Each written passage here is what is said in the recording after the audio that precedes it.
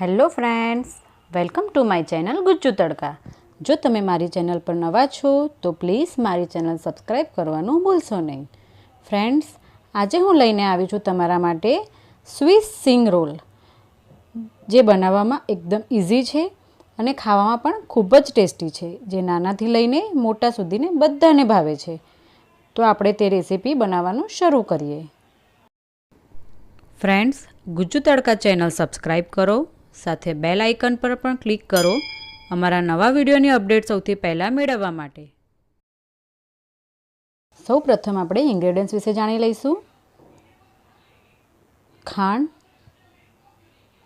2 bowl શેકેલી સિંગ, ટોપરાનું છીણ, 2 ચમચી ઘી, અડધો બાઉલ પાણી, ઇલાયચી પાવડર, ગ્રીન કલર અને ડ્રાયફ્રૂટ. તો હવે આપણે બનાવવાનું શરૂ કરીએ. સૌ પ્રથમ આપણે શેકેલી સિંગ અને ડ્રાયફ્રૂટને ક્રશ કરી લઈશું. ત્યારબાદ એક કઢાઈ લઈશું અને કઢાઈમાં ખાંડ ઉમેરીશું. અને જે ખાંડ લીધી છે તેના પ્રમાણમાં આપણે તેનું અડધું જ પાણી લેવાનું છે. જો તમે આ માપ સાથે બનાવશો તો તમારી પરફેક્ટ સ્વિસ સિંગ રોલ બનશે. હવે આપણે તેને હલાવતા રહીશું.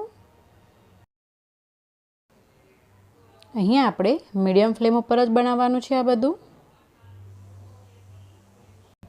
ચાસણીમાં આપણે અહીંયા એક તારની ચાસણી થાય ત્યાં સુધી આપણે એને ઉકાળવાનું છે. હવે આપણે થોડીક કાચી ચાસણી છે એક બાઉલમાં કાઢી લઈશું.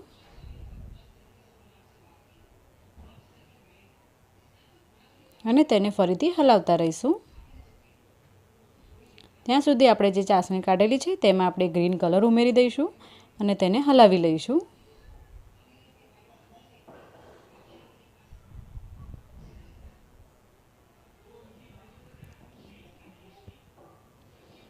હવે આપણી ચાસણી થઈ ગઈ છે. તો તમે જોઈ શકો છો ફ્રેન્ડ્સ, આપણે અહીંયા એક તારની ચાસણી રાખવાની છે. તો હું તમને કેવી રીતે જોઈ શકાય તે પણ બતાવી દઉં છું. પરફેક્ટ એક તારની ચાસણી થઈ ગઈ છે. તો હવે આપણે તેમાં સિંગનો ભૂક્કો જે બનાવેલો છે તે આપણે ઉમેરી દઈશું.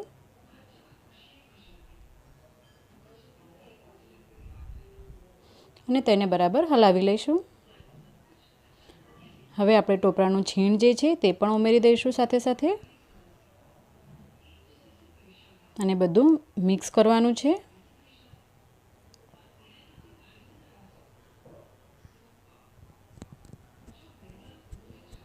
હવે મિક્સ થઈ ગયું છે. તો આમાંથી આપણે અડધા પડતું મિશ્રણ કાઢી લેવાનું છે.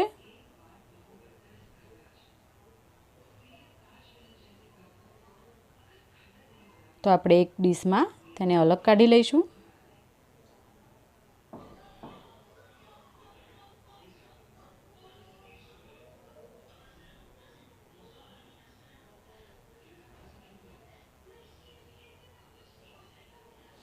હવે જે બચેલું છે મિશ્રણ તેમાં આપણે જે કલરવાળું ચાસણી હતી તે ઉમેરીશું અને ડ્રાયફ્રૂટનો જે ભૂક્કો છે તે પણ ઉમેરી દઈશું. અને તેને બરાબર મિક્સ કરી લઈશું.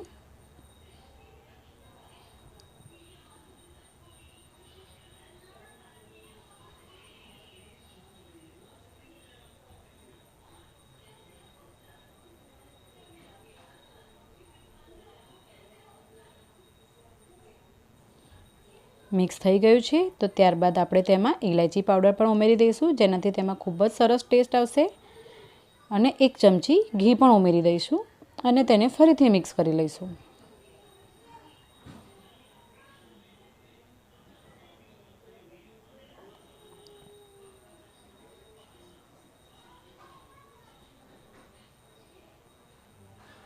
આપણું મિશ્રણ અહીંયા રેડી થઈ ગયું છે. તો આપણે એક એલ્યુમિનિયમ ફોઇલ લઈશું, તેની ઉપર બરાબર ઘી લગાવી દઈશું. ઘી લગાવ્યા બાદ જે આપણે ડીશમાં અલગ કાઢી લીધેલી હતી શીંગનું મિશ્રણ તે આપણે આમાં પાથરી દેવાનું છે. તે નવશેકું હોય ત્યારે જ આપણે આ બધું કરવાનું છે આમાં. તો આપણે તેને પહેલાં હાથ વડે આવી રીતના ટીપી લઈશું. ત્યારબાદ આપણે બટર પેપર ઉપર મૂકીશું અને વેલણથી હળવા હાથે આપણે તેને વણી લઈશું.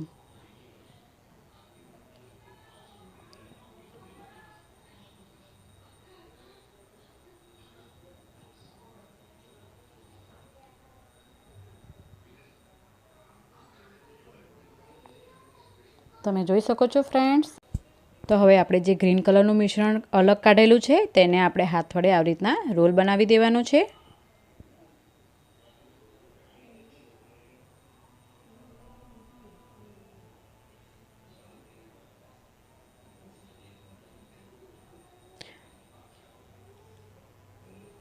રોલ બનાવ્યા બાદ આપણે આવી રીતના આ જે વણેલું છે તેની ઉપર પાથરી દેવાનો છે અને હળવા હાથે આપણે તેના ઉપર સ્વીસ કરવાનું છે.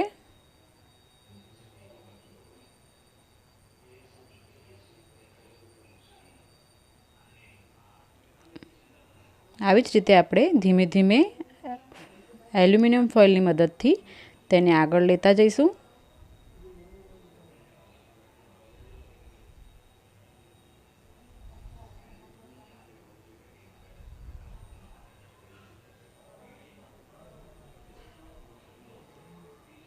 તમે જોઈ શકો છો એકદમ મસ્ત રોલ થઈ ગયો છે. તો હવે આપણે તેને એલ્યુમિનિયમ ફોઇલમાં એકદમ બરાબર વીંટી લઈશું અને બંને બાજુથી આપણે તેને દબાવી દઈશું. હવે તેને આપણે ફ્રીજમાં 3 થી 4 કલાક માટે મૂકી દેવાનું છે.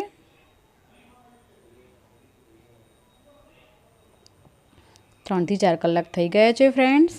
તો આપણે તેને હવે ખોલી લઈશું.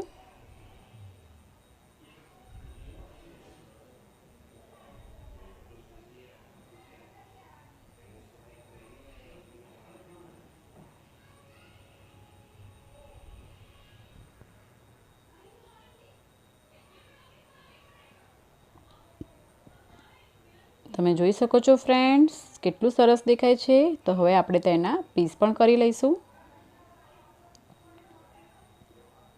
નાઈફની મદદથી આપણે તેને બંને બાજુથી આપણે પહેલાં કાઢી લઈશું.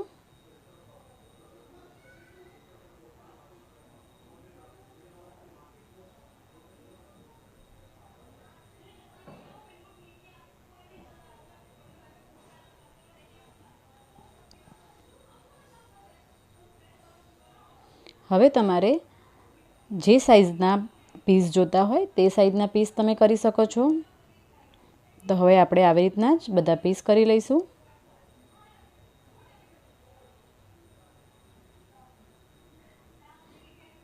તો હવે આપણે તેને સર્વ કરી લઈએ. તો ફ્રેન્ડ્સ તમે જોઈ શકો છો કેટલી સરસ દેખાય છે અને ખાવામાં પણ ખરેખર ખૂબ જ સરસ છે. તો તમે પણ આ રેસીપી ઘરે ચોક્કસ બનાવજો અને હા, કેવી બની છે તે કમેન્ટ કરીને મને જરૂર જણાવજો. આવી જ રીતે આપણે અવનવી રેસીપી સાથે મળતા રહીશું. ત્યાં સુધી થેન્ક યુ.